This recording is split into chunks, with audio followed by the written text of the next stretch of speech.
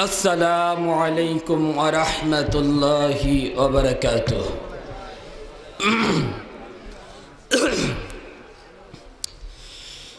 अल्हम्दुलिल्लाह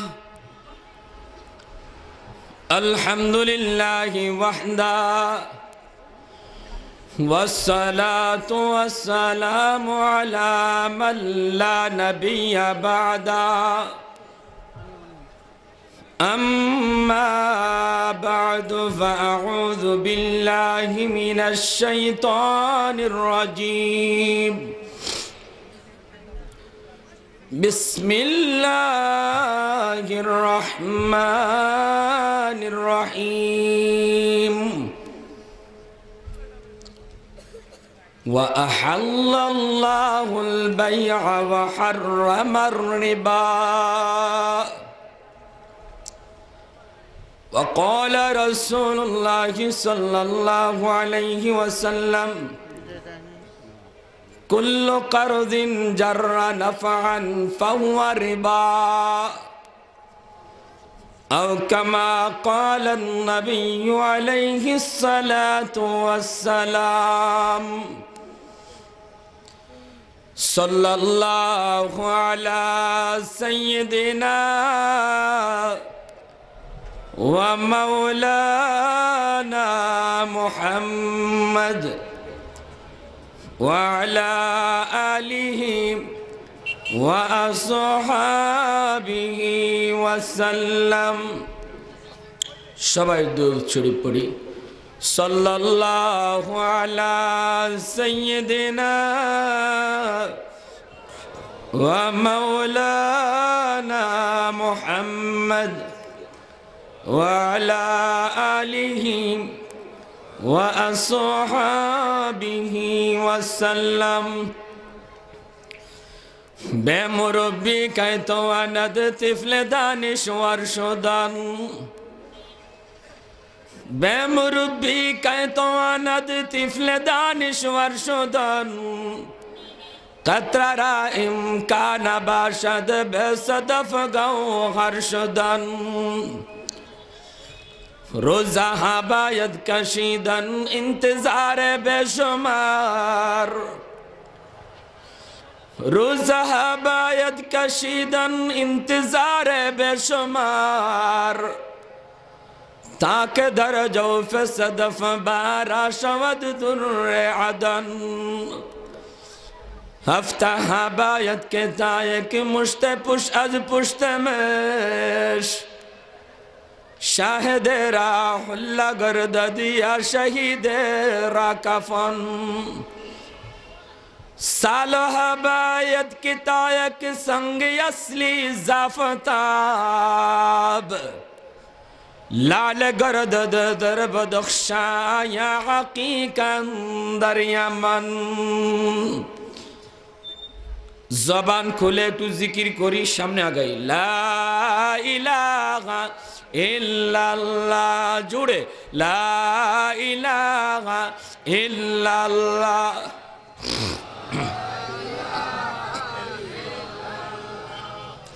ला इलाहा इल्लल्लाह।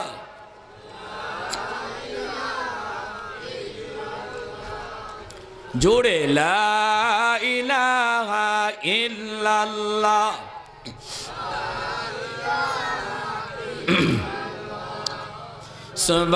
सुबहानल्लाह वल्हम्दुलिल्लाह ला इलाहा इल्लल्लाह। सुबहानल्लाह वल्हम्दुलिल्लाह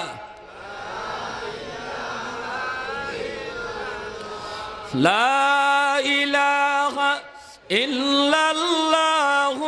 ला इलाहा इल्लल्लाह। सुबहानल्लाह वल्हम्दुलिल्लाह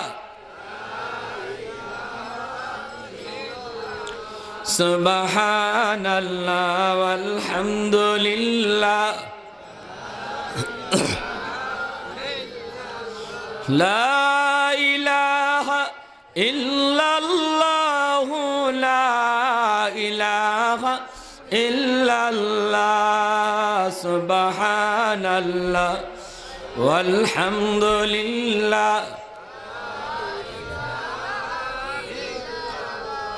হৃদয়ের জানালাটা খুলে দাও না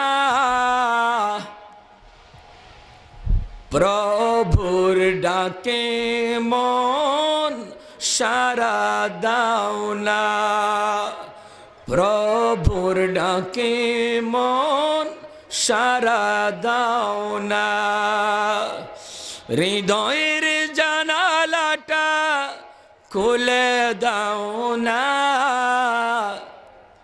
প্রভুর ডাকে মন সারা দাও না প্রভুর ডাকে মন সারা দাও না অসীম ক্ষমতা যার হাতের উপর যার নামে বয়ে যায় ঝর্ণা নহর ঠিক না বেঠিক জোরে কান অসীম ক্ষমতা যার হাতের উপর যার নামে বয়ে যায় ঝর্ণা নহর আল্লাহ আল্লাহ বলে সবে দেওয়ানা আল্লাহ আল্লাহ বলে সবে দেওয়ানা প্রভুর ডাকে মন সারা দাও না প্রভুর ডাকে মন সারা দাও না হৃদয়ের জানালাটা খুলে দাও না প্রভুর ডাকে মন সারা দাও না ঐতিহ্যবাহী সোয়ারগাঁও যুব সমাজের উদ্যোগে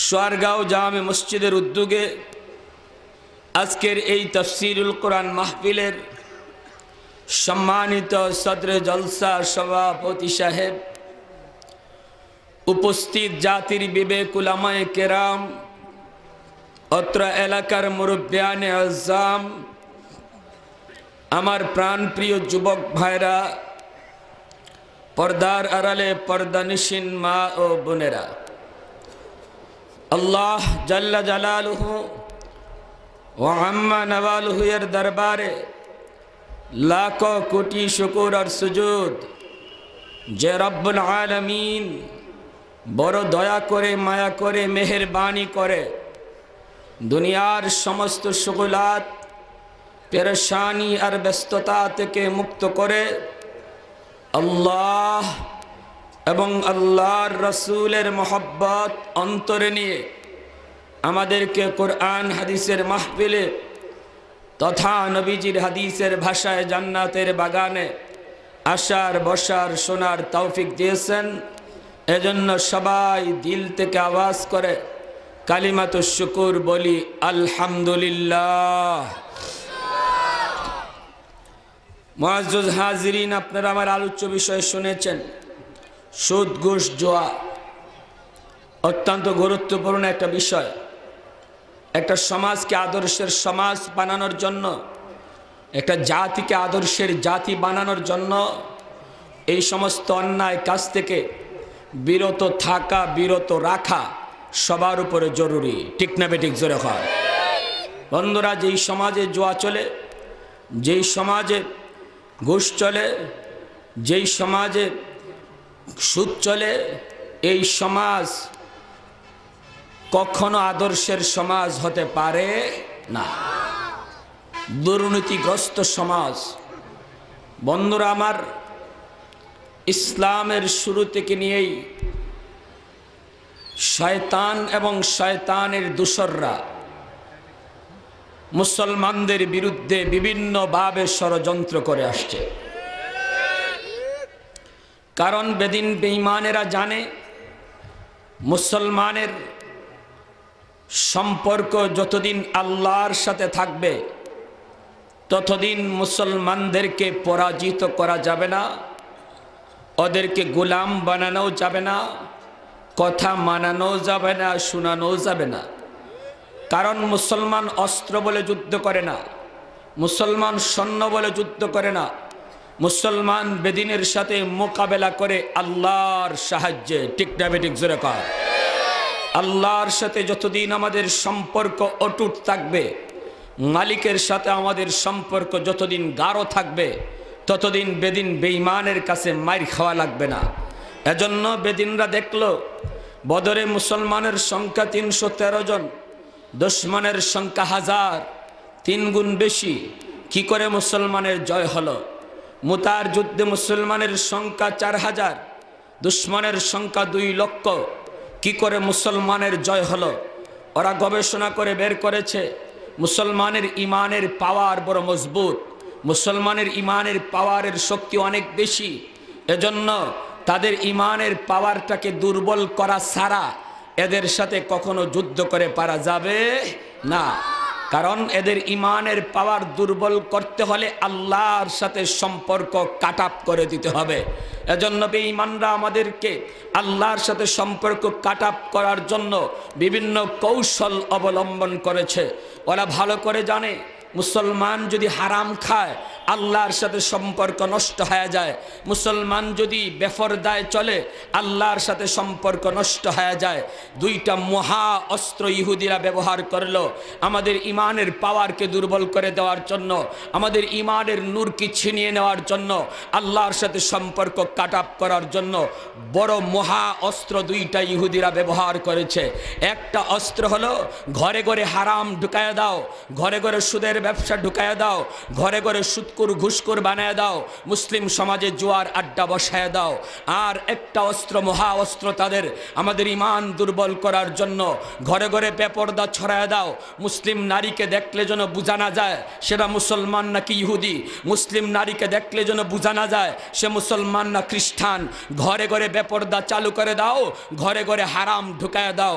এই দুই অস্ত্রের মাধ্যমে বেদিন ইহুদিন নাসারারা ইসলামের দুশমনেরা আল্লাহর সাথে আমাদের সম্পর্ক কাট আপ করে ইমানের পাওয়ার দুর্বল করে তাদের গোলাম বানানোর ষড়যন্ত্রে লিপ্ত হয়েছে। ঠিক না বেঠিক জোরে আওয়াজ দেওয়া বলে বন্ধুরা আমার। এবং কি তা এমনকি ষড়যন্ত্রে তারা অনেকটা সফল হয়ে গেছে। আজকে মুসলমানের ঘরে ঘরে সুদের ব্যবসা, ঘরে ঘরে সুদ ঢুকে গেছে। বিভিন্ন এনজিওর নামে গ্রামীণ বলি, আশা বলি, ব্রাক বলি, যত যাই বলি, সেবার নামে বাংলাদেশে দুশ্মন ঢুকিয়া ঘরে ঘরে গরিবের মাঝেও সুদ ঢুকাইয়া দিছে। ঠিক না বেঠিক সুদে খান? ঘরে ঘরে সুদ। আজকে গরিবেও সুদ খায়, ধনীরা খালি খায়, তারা গরিবেও খায়। 10,000 টাকা হইলেই সে এটাকে বাড়াইবার চিন্তা করে সুদে। রিক্সাওয়ালার কাছে 10,000 টাকা জমছে, হেও সুদে টাকা লাগায়। ঠিক না বেঠিক জোরে খান? বিশ্বাস হয় না আপনাদের? ঘরে ঘরে সুদ ঢুকাইয়া দিছে। আল্লাহ রাব্বুল আলামিন বলেন ওয়া আহাল্লাল্লাহুল বাই'a ওয়া হাররামার রিবা। আল্লাহ রাব্বুল আলামিন তার পবিত্র কালামের মধ্যে তিনি ঘোষণা দিয়েছেন, আমি আল্লাহ ব্যবসাকে হালাল করেছি আর সুদকে আমি আল্লাহ হারাম করেছি। ব্যবসা করা হালাল, সুদ খাওয়া হারাম। কিন্তু ভাইয়েরা বন্ধুরা, আল্লাহ পাকের এই সিদ্ধান্ত, আল্লাহ পাকের ফয়সালা। কারণ ব্যবসার দ্বারা দুনো শ্রেণীর লাভ হয়। যে কিনে তারও লাভ, যে বেচে তারও লাভ। যে কিনে তার মালটা বেশি প্রয়োজন, যে বেচে তার টাকার প্রয়োজন, দুজনের প্রয়োজন আদায় হয়। ঠিক না বেঠিক জোরে কান? কিন্তু সুদের দ্বারা সুদখোর যখন সমাজে সুদের ব্যবসা লাগায় দেয়, গরিব একজন মানুষ, বিপদে পড়নেওয়ালা একজন মানুষ বিপদে পড়া সুদ নেয়। বিপদে না পড়লে কেউ সুদে টাকা আনতে চায় না। ঠিক না বেঠিক জোরে কান? একজন মানুষের বিপদ তাকে সুবর্ণ সুযোগ মনে করে এক শ্রেণীর সুদখোরের দল তারা ঘরে ঘরে সুদের টাকা লাগাইতেছে, দোকানে দোকানে সুদের ব্যবসা করতেছে। আল্লাহ বলেন আমি আল্লাহ সুদকে হারাম করেছি। সুদ খাওয়া হারাম, সুদ খাওয়া হারাম, ঘুষ খাওয়া হারাম, জুয়া খেলা হারাম। আল্লাহ পাক তার কোরআনে বলেছেন, নবী তার হাদিসে বলেছেন, আর রাশি ওয়াল মুরতাশি কিলাহুমা ফিন্নার। যারা ঘুষ দেয়, যারা ঘুষ খায়, আল্লাহর নবী বলেন দুনো দল জাহান্নামে যাবে। সুদ যে খায়, সুদ যে দেয়, সুদের যারা সাক্ষী হয়, সুদের যারা লেখনির কাজে জড়িত হয়, এমন কয়েক দল মানুষ এর মধ্যে যারা জড়িত থাকে, প্রত্যেকে সমান দোষে দোষী, সবাই জাহান্নামে যাবে। সবাই সুদকুন হিসাবে আল্লাহর দরবারে আদালতে হাজির হবে। কয় আমি তো সুদ খাই নাই, আমি তো মাত্র সাক্ষী ছিলাম। তুমি সাক্ষী থাকলেও আল্লাহর দরবারে সুদকুরদের সাথে হাসরের ময়দানে উঠবে। ও ভাইরা, সুদের দ্বারা এক শ্রেণীর মানুষ খালি ধনী হয়, আর এক শ্রেণীর মানুষ খালি গরিব হয়। যে বিপদে পড়ে সুদ নিল, কিছুদিন পরে সুদ আর আসলেই দিতে পারে না, আসলও দিছে অনেক দেরিতে, পরে সুদ দিতে দিতে আর শেষ হয় না। চক্র বৃদ্ধি হারে সুদের লেনদেন করে সুদকুররা। ঠিক না বেঠিক ভাই? জোরে কর। সময় যত যাবে বেড়ে যাবে, দিতে পারছো না টাইম মতো, আবার বেড়ে যাবে। এটা যেন গাড়ির চাকার মতো ঘুরে, সুদ দিতে দিতে আর শেষ হয় না। এর দ্বারা সমাজের গরিব মানুষগুলি, যাদের প্রয়োজন, যারা বিপদে পড়েছে, বিপদগ্রস্ত মানুষের বিপদ কমে না বাড়ে? জোরে বলেন, সুদের দ্বারা বিপদগ্রস্ত মানুষের বিপদ কমে না বাড়ে? বাড়ে, 100-তে 100 বাড়ে। কিন্তু নেবার সময় হুঁশ থাকে না, পরে বাড়ি ঘর সব বিটা বাড়ি বেচা সুদের টাকা দেওয়া লাগে। কি কোন ভাইয়েরা? আমার জানা মতে পত্রিকার মধ্যে ঘটনা পড়েছি, উত্তরবঙ্গে গ্রামীণ ব্যাংক একজন মানুষকে সুদ দিয়েছিল, সুদে টাকা দিয়েছিল। সেই মানুষটা মারা গেছে। মারা যাওয়ার পরে এই সেবার নামে প্রতিষ্ঠানগুলি সেবা করব কইয়া তার লাশের সামনে আইসা আত্মীয় স্বজন কয়, ওয়ারিস কারা, তোমরা সুদ পরিশোধ করো, নাইলে লাশ দাফন করতে দিব না। জোরে এখন নাউজুবিল্লাহ, আরো জোরে এখন নাউজুবিল্লাহ। সেবা হইল না জুলুম হইল? সেবা হইল না অন্যায় আচরণ হলো?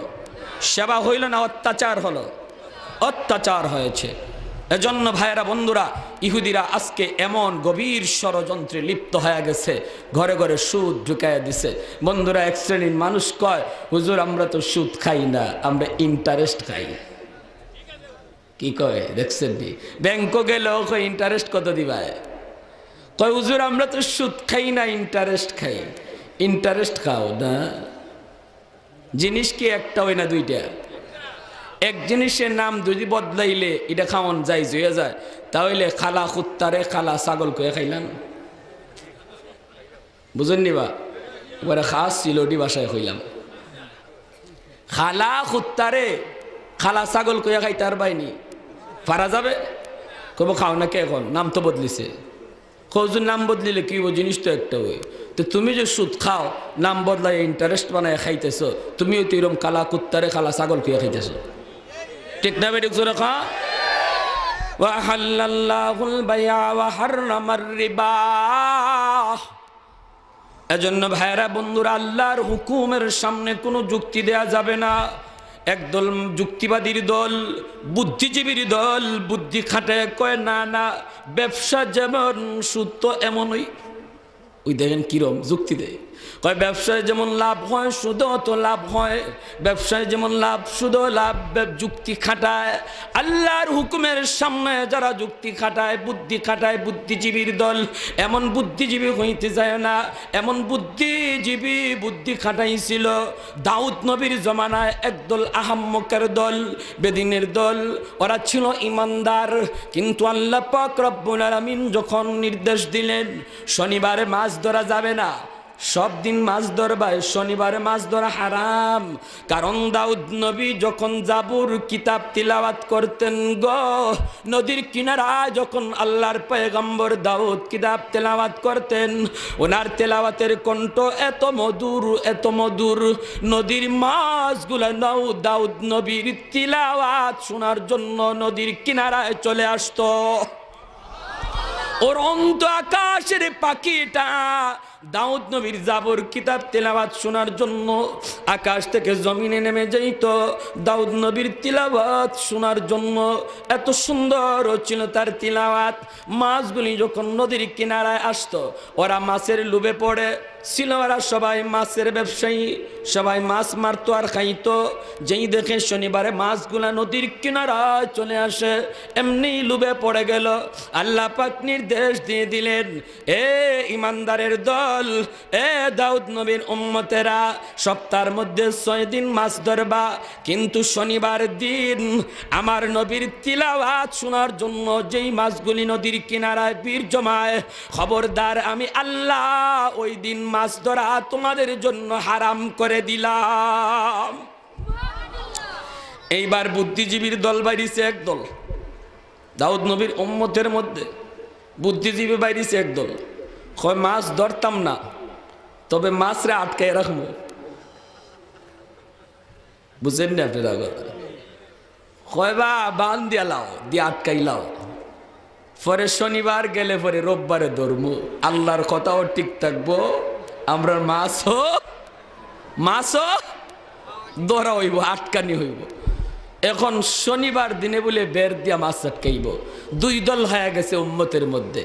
এক দলে কয় তোরার বুদ্ধির সাথে আমরা নাই, আল্লাহর সাথে বুদ্ধি খাটাইস না।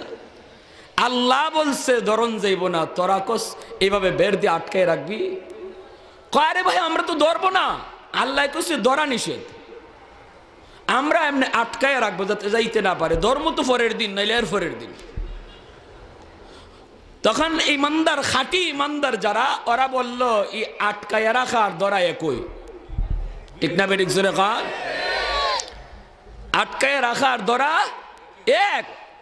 আমরা তোরার সাথে নাই, হয় তোমরা আমাদের সাথে না থাকলে নাই, ভাগো। এখন খাঁটি ইমানদার ওরা নিষেধ দিল, আর বেজাল মার্কা যারা, ওরা আল্লাহর নিষেধ মানলো না, মাছ আটকায় রাখলো। এখন খাঁটি ইমানদারেরা বলল যে তোদের সাথে আমরা নাই, পার্টিশন দিয়া লাইলাম, তোরা পার্টিশনের এই পারে থাক আর আমরা পার্টিশনের এই পারে, কারণ তোরা আল্লাহর হুকুম অমান্য করছ, যদি আল্লাহর গজব আসে তোরার উপরে আসো, আমাদেরকে যেন গজবে না পায়। ইমানদাররা বাধা দিছে, বাধা কি কোন জোরে কোন বাধা। আমার ভাইয়েরা বন্ধুরা, কেউ যদি অন্যায় কাম করে, আপনি যদি অন্যায় দিকে বাধা দেন, তাহলে আল্লাহর পক্ষ থেকে এই নাফরমানির কারণে যদি গজব আসে, আল্লাহ আপনাকে রেহাই দিবেন। কিন্তু আমর বিল মারুফ নাহি আনিল মুনকার আপনি করলেন না। এলাকার মধ্যে হারাম চলতেছে, এলাকার মধ্যে জুয়ার ব্যবসা চলতেছে, এলাকার মধ্যে সুদের লেনদেন চলতেছে। এলাকার যারা সুদ খায় না, যারা জুয়া খেলে না, এরা দেখেও বাধা দেয় না। বাধা যদি তুমি দাও, এলাকার নেককার মানুষগুলি বাধা যদি তোমরা দাও রে, আল্লাহর পক্ষ থেকে গজব আসলে গজব তোমাদের পাবে না। কিন্তু যদি বাধা না দেও, তখন গজব শুধু বেঈমান রে ধরবে না, নাফরমান রে ধরবে না, খালি জুয়াখোরের উপরে বিপদ আসবে না, গজব আসবে না। যারা জুয়া খেলে নাই কিন্তু বাধা দেয় নাই, আল্লাহ পাক সবার উপরে গজব নাজিল করবে। মিসাল দিয়েছেন আল্লাহর নবী তার হাদিসে। জাহাজের মধ্যে উপরের তলায় একদল মানুষ, নিচতলায় একদল মানুষ। নিচের তলার মানুষগুলি পানি আনতে গেলে উপরের তালায় যেতে হয়। দোতলায় পানির ব্যবস্থা, নিচতলায় পানি নাই। এখন নিচতলার মানুষেরা পরামর্শ করলো যে পানি আনার জন্য আমরা উপরে যাইমু, এটা কেমন কথা? অথচ পানি আমরার কাছে, হেরার থেকে বেশি দূরে। ঠিক না বেঠিক? জোরে কোন। এরা তো নিচতলায় থাকে, পানির সাথে এরা কাছে, পানি আমাদের কাছে। এর জন্য আমরা যাব দোতলায় পানি আনতে, ওইখানে না হয় কল আছে, কিন্তু পানি তো আমাদের কাছে আছে। এক কাম করো, জাহাজের নিচের তলটা ফাটাইলাও, ছিদ্র করো, ছিদ্র করলে পরে নদীর থেকে পানি অটোমেটিক উঠবো আর আমরা পানি পাইব। কি তা বুঝেন? যে এই অবস্থায় পানি পাওয়ার জন্য তারা যদি নৌকা ছিদ্র করে পানি তোলার চেষ্টা করে, আর উপরের তালার লোকে জানে যে এরা ছিদ্র করতেছে, এরপরও বাধা না দেয়। নৌকাটা যখন ডুববে মরব, খালি নিচতলার লোকই মরব না উপরের তালার লোকও মরব? জোরে কন। কিন্তু কেন? উপরের তালার লোকের তো কোনো দোষ নাই, ওরা তো ছিদ্র করে নাই, ছিদ্র করেছে নিচতলার লোক। দোষটা হলো ওরা ছিদ্র করা অবস্থায় তোমরা দেখার পরও কেন আইসা হাতে পায়ে ধইরা এটা বুঝাইলা না? বাইরে এই যে ফানি আনার চেষ্টা করতেছো, এটা ফানি না, এটা গজব হইব। এই ফানি তুমি খাইতাই না, ফাইনে তোমারে খাইব। ঠিক না ঠিক জোরে কা? হাতে পায়ে ধইরা দোতলার মানুষগুলি তাদের নৌকা ছিদ্র করা যদি বন্ধ না করে, তাহলে এই নৌকা ডুবিয়া নিচতলার লোকও মরব, উপরের তালার লোকও মরব। এজন্য ভাইরা বন্ধুরা, সমাজের মধ্যে যেই সমস্ত অন্যায় কাম হয়, হারাম কাম হয়, এই হারাম দেখার পরেও যদি নেককারের দল যারা হারাম করে নাই ওরা যদি বাধা না দেয়, এদেরকে যদি না বুঝায়, একত্রিত হইয়া যদি তারা জুয়া খেলা বন্ধ না করে, আল্লাহর পক্ষ থেকে গজব শুধু জুয়াকুরের উপরে আসবে না, সবার উপরে আসবে, সবার উপরে আসবে। কিন্তু বাধা দেওয়ার পরেও যদি না মানে, লুকায় লুকায় খেলে, বাধা দেওয়ার পরেও না মানে, অ্যাকশনে যায়, আপনাদের বিরুদ্ধে অ্যাকশনে যায়, তখন আপনি নীরব হয়ে যান, তখন আপনার ক্ষমতা শেষ, আপনার বাধা দেওয়ার দায়িত্ব শেষ। এইবার যদি আল্লাহর পক্ষ থেকে গজব আসে, শুধু ওদের উপরে আসবে।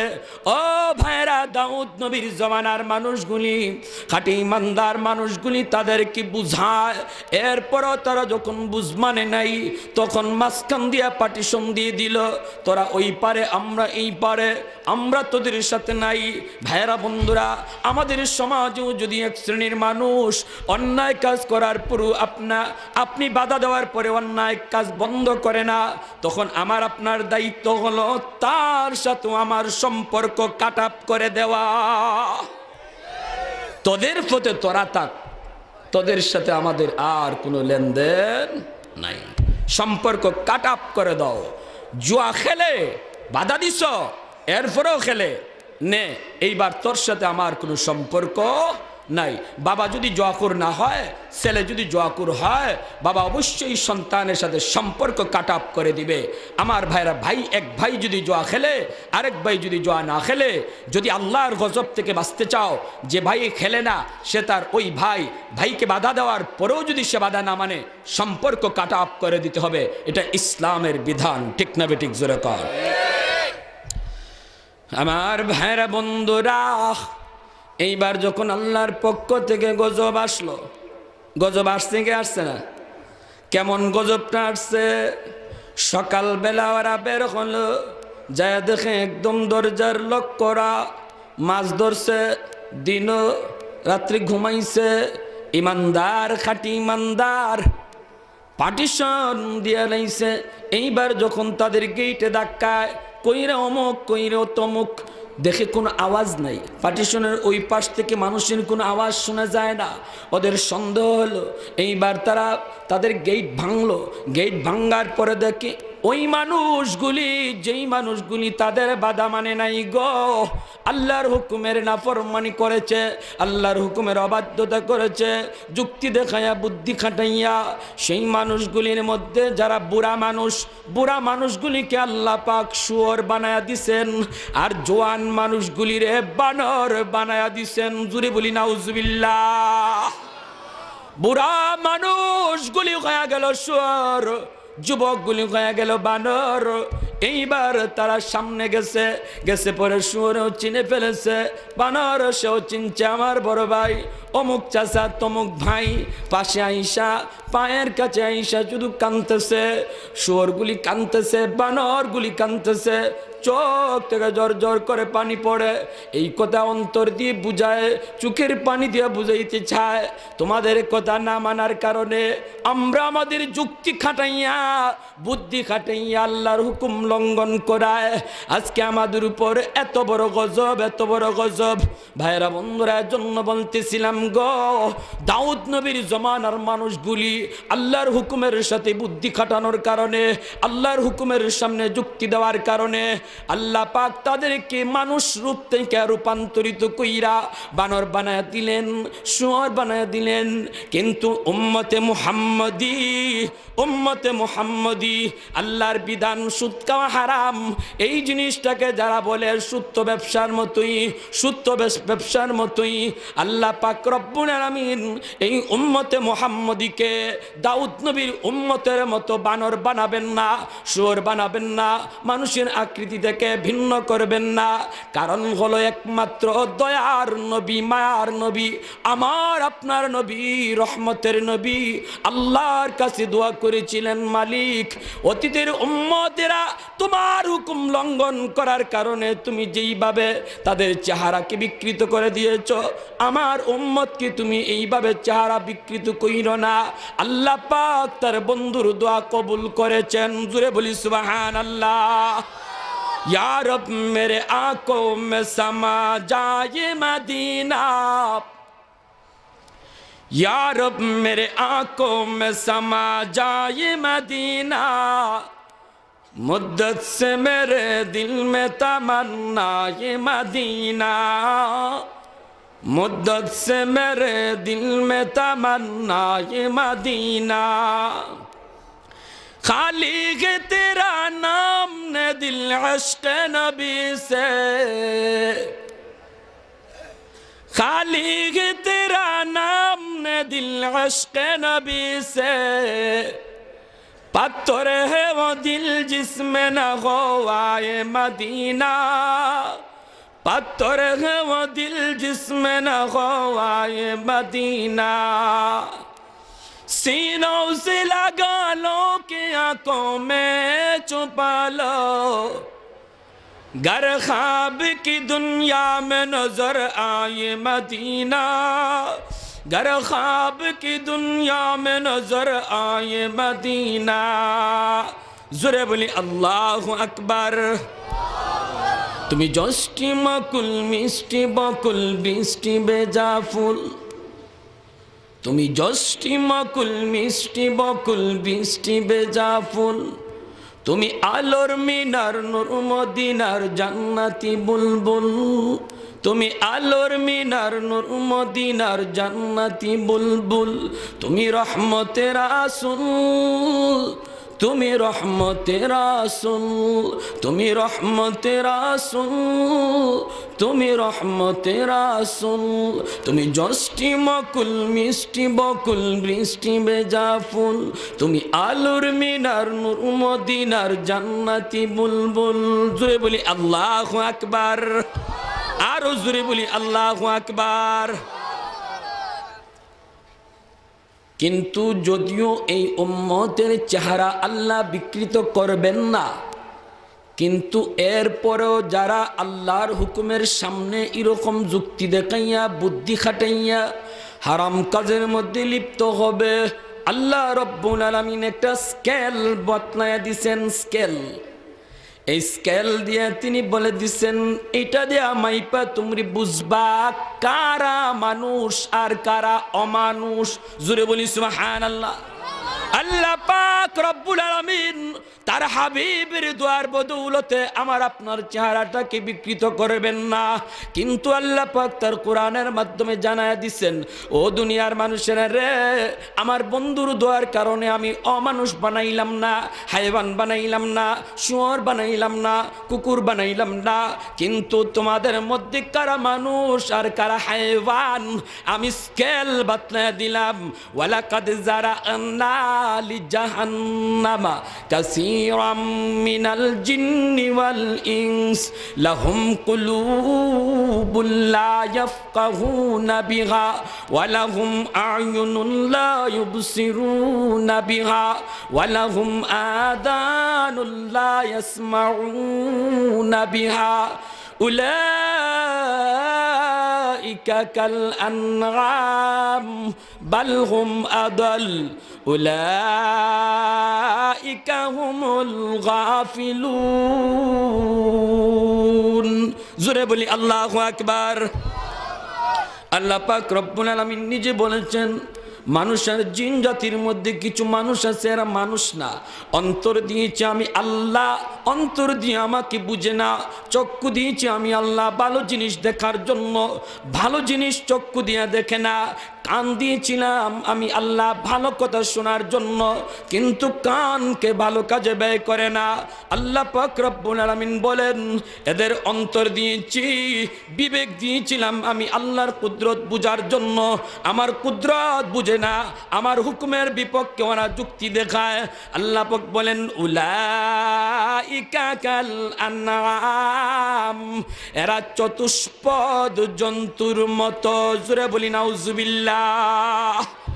বালহুম আদল, এর চেয়েও আরো নিকৃষ্ট, চতুষ্পদ জন্তুর চেয়েও আরো নিকৃষ্ট। কে বলেছেন? আরো জোরে বলি কে? বন্ধুরা আমার, মুফাসসিরিনে কেরাম বালহুম আদল, নিকৃষ্ট, এর চেয়েও নিকৃষ্ট বইলে আল্লাহ কি বুঝাইলেন? তফসিরের কিতাবে লিখেন এর দ্বারা উদ্দেশ্য আল্লাহর নবী তার হাদিসে লিখছেন আদ-দুনিয়া জিফা ওয়া তালিবুহা কিলাব, দুনিয়া হলো একটা মরা গরু, আর ওই মরা গরুর পিছনে যারা পড়ে এরা হলো কুকুর। জোরে বলি নাউজুবিল্লাহ। নবীজির এই হাদিস থেকে মুফাসসিরিনে কেরাম লিখছেন বালহুম আদল বলে আল্লাহ যে নিকৃষ্ট বলেছেন, এরা হাইওয়ানের মধ্যে নিকৃষ্ট হাইওয়ান। কুকুর উদ্দেশ্য, কারণ হাইওয়ানের মধ্যে সবচেয়ে নিকৃষ্ট কুকুর। কেমন করে সবচেয়ে নিকৃষ্ট কুকুর? কারণ কুকুর যদি মরা গরু পায় মালিক ভুলে যায়, কুকুর যদি মরা গরু পায় রাত দিন ভুলে যায়, কুকুর যদি মরা গরু পায় কোন মালিকে দুধ বাদ দিয়ে খাওয়াইলো, কোন মালিকে সাবান দিয়ে গোসল করাইলো, সব ভুলে যতক্ষণ মরা গরু আছে আর সে আছে খালি খাইতেই থাকে। অথচ মরা গরু শকুনও খায়, শিয়ালেও খায়, শকুন সারাদিন খায়, সন্ধ্যা হলেই গাছের ডালে চলে যায়, ঠিকানা ভুলে নাই, ঠিকানা ভুলে নাই। রাত হওয়া মাত্রই শিয়াল আসে, শিয়াল সারা রাত মরা গরু খায়, যেই মাত্র দিন হয়ে যায় সাথে সাথে শিয়ালও তার ঠিকানা গর্তে চলে যায়। কিন্তু দেখেন শিয়ালও ঠিকানা ভুলল না, শকুনও ঠিকানা ভুলল না, কিন্তু কুকুরে কি করেন আপনারা? ঠিকানা ভুলে 100তে 100 ভুললে যায়, ভুললিয়া যতক্ষণ মরা গরু আছে খালি খাইতেই থাকে। ঠিক না বেঠিক? জোরে করে আমার ভাইরা বন্ধুরা, এজন্য বলতেছিলাম ও ভাইরা, দুনিয়ার জগতে যারা লুবে পড়ে, দুনিয়ার টাকার লুবে পড়ে, কচকচা টাকা সুদের ব্যবসা করলে পরে কচকচা টাকা মিলে, লাভ তার হাতে আসে, পরিশ্রম করা লাগে না। সমাজে যাদের টাকা আছে বেশি, এমন কি শক্তিও আছে, এই দুইটা জিনিস থাকলে পরেই শয়তান তার কানে কানে লাগায়া দেয়, কানে কানে লাগায়া দেয়। কেমন করে তার সুদের ব্যবসায় যুগাবে, কেমন করে তার সুদের মধ্যে নিয়ে যাবে। এই দুইটা জিনিসের কারণে শয়তান একজন মানুষকে সুদের ব্যবসার মধ্যে ঢুকায় দেয়। ওই মানুষটা তখন দুনিয়ার টাকার লোভে পড়ে আল্লাহর কথা ভুলে যায়, মালিকের কথা ভুলে যায়। কোন মালিকে তারে মায়ের পেটে খাওয়াইলো, কোন মালিকে তারে দুধের কালে মার দুধ খাওয়াইলো, কোন মালিক তার মার দুধ খাওয়ার সময় মার দুধটাকে তার জন্য উপযুক্ত বানায় দিল, বেশি ঠান্ডাও নয় বেশি গরমও নয়, এমনভাবে যেই মালিক তারে মার পেট থেকে খাওয়ায়া পারলেন, সেই মালিকের কথা ভুলে গিয়া দুনিয়ার লোভে পইরা, দুনিয়ার টাকার লোভে পইরা যেই মানুষটা তার মালিকের কথা ভুলে যায়, আল্লাহ বলেন এদের মধ্যে আর কুকুরের মধ্যে তফাৎ নাই। জোরে বলি নাউজুবিল্লাহ, আরো জোরে বলি নাউজুবিল্লাহ। ও ভাইরা বন্ধুরা, সুদখোর যারা সুদ খাইছে, সুদের ব্যবসা করতেছে, হারাম খাইতেছে, হারাম ব্যবসা করতেছে, হাসরের ময়দানে তাদের অবস্থাটা কেমন হবে? দুনিয়াতে অবস্থাটা হয় মানুষ যদিও ভয় পায়, মনে মনে সকল সুদখোররে মানুষ ঘৃণা করে। ঠিক না বেঠিক? জোরে কর। টাকাটা যদিও দেয়, ফিস দেওয়া মাত্রই কয় হারামির হারামি যাইতেছে। ঠিক না বেঠিক? জোরে কর। অথচ টাকাটা দিয়েও এরকম একটা গালি দেয়। সুদখোরদের দুনিয়ার জগতেও কোনো ইজ্জত থাকে না, সুদখোরদের চোখের মধ্যে কোনো রক্ত থাকে না, ওদের মনে দিলের মধ্যে কোনো মায়া দয়া থাকে না। সুদ যারা খায় এদের অন্তর থেকে আল্লাহ মায়া দয়া কেড়ে নেওয়া যায়, মায়া দয়া থাকে না। আর পরকালের ময়দানের শাস্তিটা কি? আল্লাহর নবী মেরাজে গেছেন, নবীজি তখন এই আযাবের দৃশ্যটা দেখছেন। নবীজি বলেন, আমি মেরাজের সফরে গিয়ে দেখলাম একদল মানুষ, পেটটা তাদের একদম গুদামের মতো। পেটটা কের মতো? দেওয়ানবাগির পেটের মতো। ইতাবা কষ্ট পাইছেন? কেউ কষ্ট পাইছেন? আমি মনে করি অন্তত সিলেটের মানুষ কষ্ট পাওয়ার কথা না। পেটটা গুদাম। হারামি কয়, আমার যে বউ বিবি সাহেব, এন কে জানো নিবা? এই নিল মোহাম্মদের মেয়ে ফাতেমা। নাউজুবিল্লাহ। হারামি কয়, আমার একজন মুরিদ মদিনা শরীফ গিয়া মুহাম্মদের রওজার সামনে দাঁড়াইয়া ধ্যান ধরছে। ধ্যান দইরা সে রওজা শরীফের ভিতরে ঢুকে গেছে। ঢুকিয়া দেখে এখানে যেন শুয়ে আসেন তেন মুহাম্মদ না, আমি দেওয়ানবাগী। কয় আমার আরেক মুরিদ ধ্যান ধরছে, ধ্যান দইরা 7 আসমান ফারি দিয়ে আল্লাহর আরশে আজিমে গেছে আল্লাহরে দেখার জন্য। আল্লাহ হিসাবে কেডা? গিয়া দেখে ইগানো যেন আল্লাহ হিসাবে বোয়া আর কেউ না, আমি দেওয়ানবাগী। জোরে খোকা নাউজুবিল্লাহ, আস্তাগফিরুল্লাহ। কি পরিমাণ নাফাকতা, কি পরিমাণ নাফাকতা! আমার কষ্ট লাগে যে এরপরও এক শ্রেণীর মুসলমান কেমন করে তার ফির মানে, কেমন করে তার দরবারে যায়। এদের অন্তরে কি বিন্দু পরিমাণ ইসলামের বুঝ নাই। বহু বড় বড় আর্মি অফিসাররা দেওয়ানবাগির দরবারে গিয়ে ফিরে থাকে। এজন্য আমি বলতে চাই ভালোভাবে, দ্ব্যর্থহীন কণ্ঠে বলতে চাই, ইসলাম ধর্ম দিন উলামায়ে কেরাম যেইভাবে বুঝেন, এর মতো উলামায়ে কেরামের মতো ইংরেজি পড়ুয়া ভার্সিটি কলেজের লোকরা, পুলিশ অফিসার বলি, আর্মি অফিসার বলি, যতই সে বাংলা হাদিস পড়ুক, কোরআন পড়ুক, উলামায়ে কেরামের মতো দিন কখনো বুঝবে না। ঠিক না বেঠিক? জোরে কর। কিন্তু আমরা দেখতে পাই বর্তমানে এক শ্রেণীর আহলে হাদিসের দল, লামাযহাবির দল, বলে কোরআন হাদিস বাংলা হয়ে গেছে, এখন আমরা নিজেই তো কোরআন হাদিস পড়তে পারি, হুজুরের কাছে আবার যাওয়া লাগবে কেন? আলেম ওলামার কাছে যাওয়া লাগবে কেন? কোরআন হাদিস তো বাংলা হয়ে গেছে, আমরাই বুঝি। তুমি কি জাত বুঝো? তোমার মতো বুঝনেওয়ালা লোকরাই দেওয়ানবাগির ফাউটিফে। ঠিক না বেঠিক? জোরে খান। উলামায়ে কেরাম কোরআন হাদিস পড়ার দ্বারা তাদের চোখ ফুটে গেছে, আল্লাহ তাদের অন্তর চক্ষু খুলে দিয়েছেন। ওরা ভালো করে বুঝে, যদিও তার মাথায় টুপি, যদিও তার মাথায় পাগড়ি, যদিও তার পরনে জুব্বা, সেই ইসলামের পক্ষের নাকি ইহুদিদের দালাল। উলামায়ে কেরাম অন্তর চক্ষু খুলেছে, তারাই একমাত্র চিনে, তারাই একমাত্র বুঝে। ঠিক না বেঠিক? জোরে কর। এজন্য উলামায়ে কেরামের বিরুদ্ধে আজকে যে সমস্ত নাস্তিকেরা কথা কয়, আলেম ওলামার জবান যারা বন্ধ করে দিতে চায়, কোরআনের তাফসীরের আয়োজন যারা বন্ধ করে দিতে চায়, আল্লাহর কোরআনের পড়া লেখা মাদ্রাসাগুলি যারা বন্ধ করে দেওয়ার ষড়যন্ত্র করে, আমি দ্ব্যর্থহীন কণ্ঠে বলতে পারি, ওরা ইসলামের পক্ষের লোক নয়। যদিও যতই নাম বলুক, আহলে কোরআন বলুক আর আহলে হাদিস বলুক, নিঃসন্দেহে এরা ইহুদিদের দালাল, নিঃসন্দেহে এরা ইসলামের দুশ্মন। ঠিক না বেঠিক? জোরে কর। মাইক হাতে লো ভাই, একজনের স্লোগান দেও। শাহজালালের মাটির মানুষ স্লোগান দিবা ওই রকম।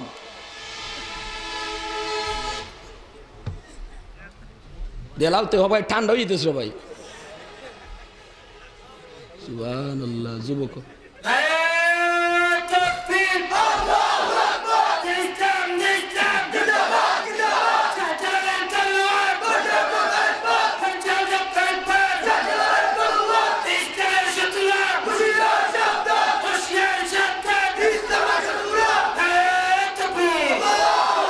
মাশাআল্লাহ, মাশাআল্লাহ।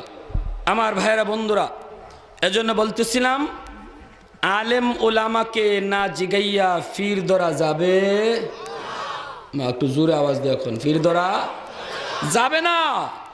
যদিও সুরত দিকে ভালা, কিন্তু এটা ইসলামের পক্ষের না ইসলামের বিপক্ষের, এ ফির না বন্ড, এটা আলেমরা ভালো চিনে, ঠিক না বেঠিক জোরে? এজন্য উলামায়ে কেরামকেই জিজ্ঞেস করতে হবে, ফির ধরা ভালো আমার ইসলাহী সম্পর্কের জন্য, আত্মার অপবিত্রতা দূর করার জন্য একজন হক্কানি আল্লাহওয়ালার সোহবতে যাওয়ার বিধান ইসলামে রয়েছে। তবে নিজের মতে মতে নয়, নিজের মতে মতে নয়। যতই বলুক আমার ফিসাব আকাশে দৌড়ে, যতই বলুক আমার ফিসাব নদীর পানির উফিতে দৌড় দেয়, আপনিও দৌড় দিয়েন না। আপনি একটু হুজুরের জিগান, মসজিদের ইমাম সাহেবের জিগান, পাশে দয়ামিন মাদ্রাসা আছে, মাদ্রাসা যান, হুজুর অমুক ফিসাবের দিকে দিয়ে আমার একটু দিল ঝুঁকে গেছে, এখন ঝুঁকছে তো ঝুঁকছে, আপনি অনুমতি দিলে যাইমু। হুজুরে কইব যতই দিল ঝুঁকুক, এ ফির না বন্ড। কারণ আলেম কোরআন হাদিস পইরা তার চোখ খুলেছে, সে তার চোখ দিয়ে দেখতে পায় এটা ভণ্ড না হক্কানি, ঠিক না বেঠিক জোরে খাওয়া। বন্ধুরা আমার, আল্লাহর নবী মেরাজে গেছেন, গিয়া দেখেন বুতুনহুম কাল বুয়ুত ফিহাল হায়াত তোরা মিন খারিজি বুতুনিহিম।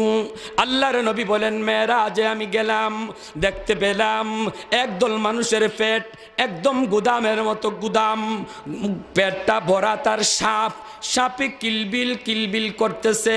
ওই সাপগুলি তার পেট থেকে কারো নাকের ছিদ্র দিয়া, কারো মুখ দিয়া, কারো পায়খানার ছিদ্র দিয়া, এইভাবে বডির ছিদ্র দিয়া সাপগুলি বের হচ্ছে। আমি জিব্রাইল আমিনকে বললাম, ভাই জিব্রাইল মান হাউলা, ও ভাই জিব্রাইল এরা কারা, এদের পরিচয় কি একটু বলো। এইবার জিব্রাইল আমিন বললেন, ইয়া আল্লাহর নবী হাউলাই আকালাতুর রিবা, ইয়া রাসূলুল্লাহ এরা দুনিয়ার সুদখোরের দল, ওরা দুনিয়াতে সুদ খাইতো, সুদের ব্যবসা করত। কে কাকে বলে সুদের ব্যবসা? কুল্লু কারদিন জাররা নাফান ফাহুয়া রিবা। 10,000 টাকা দিয়া 1 টাকা বেশি যদি আপনি নেন, এর নাম ওই সুদ, ঠিক না বেঠিক জোরে কান? ভাইরা বন্ধুরা, টাকার বিনিময়ে টাকা কখনো নিলে সমান নিতে হবে, 1 জাররা পরিমাণ বেশি নেওয়া যাবে না। জিনিস যদি ভিন্ন হয় অসুবিধা নাই, টাকা দিয়ে আপনি ধান নেন, 10,000 টাকার বিনিময়ে আপনি 20,000 টাকার ধান নিতে পারেন, শরীয়ত সেটাকে আপনাকে সুদ বলবে না। কিন্তু টাকা দিয়ে যদি আপনি টাকাই ফেরত নেন গো, ও মুসলমান ভাই, হাত ধরে বলি, পা ধরে বলি, 10,000 টাকা দিলেন, 20,000 টাকা দিলেন, খবরদার আপনি টাকার বিনিময়ে সমান নিতে হবে। 1 টাকা বেশি নেবেন, হারাম হারাম, সুদখোর হিসাবে আল্লাহর দরবারে পরিচয় হবে। পেটটা আপনারা ভরা থাকবে, সাপে কিলবিল করবে, হাসরের মানুষেরা বুঝবে ওই সাপ নেওয়া পেটওয়ালা মানুষগুলি এরা দুনিয়ার জগতে সুদের ব্যবসা করত, দুনিয়ার জগতে সুদখোর ছিল। জুরি বলি নাউজুবিল্লাহ। দুনিয়াতেও আমার জানা মতে সিলেটের একটা বাজার, নাম বলবো না, চিনে ফেলবেন, বহুদিন আগের কথা, সেই বাজারে একজন মার্কামারা ব্যবসায়ী ছিল, সুদখোর। অসুস্থ হয়েছে, সিলেটের খালিক ডাক্তার তখন জীবিত, আমাদের মুরব্বীরা শুনাইছেন, এত বড় হয়ে গেছে পেটটা, মরার আগে খালিক ডাক্তারের কাছে নেওয়া হলো। ডাক্তার সাহেব মেশিন লাগায়া বলতেছে, কে গো তোমরা, কারা তার সাথে আসছো? আমার মেশিনে তার পেটের ভিতরে এমন এক বিষাক্ত সাপ ধরা পড়ছে, যেই সাপ আমি জীবনে কোনোদিন দেখি নাই। এমন কোন মেশিনও আমার কাছে নাই যেই মেশিন দিয়ে তার সাপ বের করা সম্ভব। আল্লাহর হস্তে আমার এখান থেকে ভাগো। আমার ভাইয়েরা বন্ধুরা, ভারতের মাদ্রাজ নিয়ে যাওয়া হয়, মাদ্রাজের ডাক্তাররাও পরীক্ষা করে, পরীক্ষা কইরা তার পেটের ভিতরে সাপ ধরা পড়ে। এইবার ডাক্তাররাও বলেছে এই সাপ বের করার মতো ক্ষমতা আমাদের নাই। শেষ পর্যন্ত পেটের মধ্যে সাপ নিয়া আবার দেশে আনা হয়, এই অবস্থায় তার মরণ হয়, এই অবস্থায় তার দাফন করা হয়। জুরে বলি নাউজুবিল্লাহ। ও মুসলমান ভাইরা বন্ধুরা রে, ও ভাইরা বন্ধুরা, দুনিয়ার কয়দিনের হায়াত, এই অল্প কদিনের হায়াতের জন্য আপনি এত বড় গুনাহ লইয়া আল্লাহর দরবারে হাজির হবেন।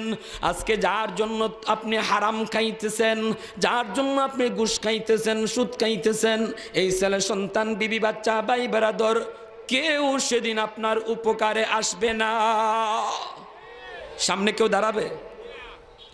ছোট ভাই মাদ্রাসাত পড়ে, বড় ভাইয়ের সুদ খায়, থানবী আলাইহির রহমা কিতাবে আনছেন। ছোট ভাইয়ে গিয়া বড় ভাইয়ের হাত পা ধুই না বলতেছে, ভাই বাইনুবালা, আল্লাহর হস্তে তোমার ফাউ খানো ধরি, সুদের ব্যবসাটা ছেড়ে দাও। বড় ভাই কয়, তোর কাম তুই কর। আইসত বেটা কেন পরামর্শ দিতে, বলে ভাই শুনো, যতই তুমি হারাম টাকা গড়ে আনো, আমরারই তো খাওয়াইতেছ, তোমার ফুলাফুরিরই তো খাওয়াইতেছ, কিন্তু মনে রাখো বিপদে তোমার পাশে কেউ দাঁড়াবে না। কয় কস কি তুই? আমি রক্ত পানি কইরা টাকা কামাই করি, আমার বিপদে কেউ আসবে না? বলে জি না, দুনিয়াতে দেখতাই টেস্ট করিয়া দুনিয়াতেই দেখো তোমার বিপদে কে আসে। বড় ভাই কয় কেমনে করবে, কেমনে টেস্ট করবে? বলে টেস্ট আমি আর না করবো, তুমি খালি রাজি হইবা। কয় কি করতে হইব? কয় তুমি মরা মানুষের বান্দরে বট গাছের নিচে ফিরে যাইবাই, এরপরে আমি তোমার মরা কইয়া বাড়িতে আনবো। বাড়িতে আনার পরে তুমি খালি শুনবাই আব্বাই কিতা কয়, বাবি কি কয়, আমার বাতিজায় কি কয়, যাদের জন্য রক্ত পানি কইরা তুমি টাকা কামাই করতেছো হারাম, এরা কি কয় তুমি খালি শুনবা। কারণ তুমি তো মরছো না, ওরা জানে তুমি মরা, আসলে তো তুমি জিতা, সব কথা তুমি শুনবা। কয় অসুবিধা নেই। বড় ভাইরে নিয়ে ছোট ভাই রানা দিয়া বট গাছের নিচে গিয়ে হে ফইরে গেছে, আর ছোট ভাই কান্দিয়া লাশ নিয়ে বাড়ি হাজির। আব্বা, ভাই তো মরে গেছে। এখন তো বাপে কান্দে, বউ কান্দে, বাতিজা কান্দে, সবাই কান্দে। এর ভিতরে হে কয়, আব্বা ঘটনা তো বট গাছের নিচে ঘটছে, তে আমার মন বলে এটা কোনো জিন্নাতের কারসাজি। আমি জিন হুজুরের কাছ থেকে গিয়া জিজ্ঞেস করে আসি, পরামর্শ নিয়ে দেখি।